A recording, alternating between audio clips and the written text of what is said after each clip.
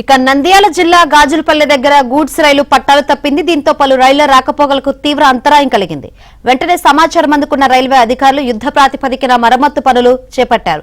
ఖాళీ గూడ్స్ రైలు గుంతకల్లు నుంచి నల్లపాడు వెళ్తుండగా ఈ ప్రమాదం జరిగింది. వీలైనంత త్వరగా మరమ్మత్తు పనులు పూర్తి చేసి రైళ్ల రాకపోకలు యథావిధిగా కొనసాగేలా చర్యలు తీసుకుంటామని రైల్వే అధికారులు తెలిపారు. అవతల పట్టడానికి ఇటు వలింది రాయి ఎగిరి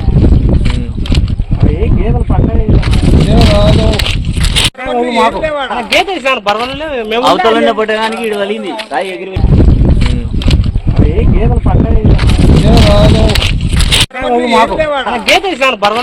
అవతల పట్టడానికి ఇటు వలింది రాయి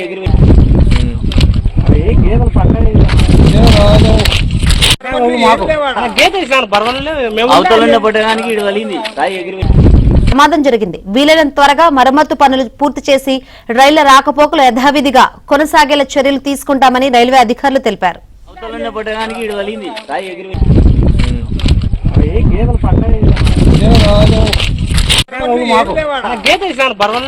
అవతల పట్టడానికి ఇటు వలింది రాయి ఎగిరి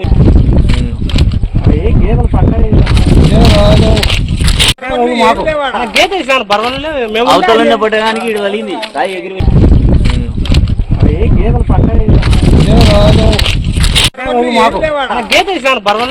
అవతల పట్టడానికి ఇటు వలింది రాయి ఎగిరి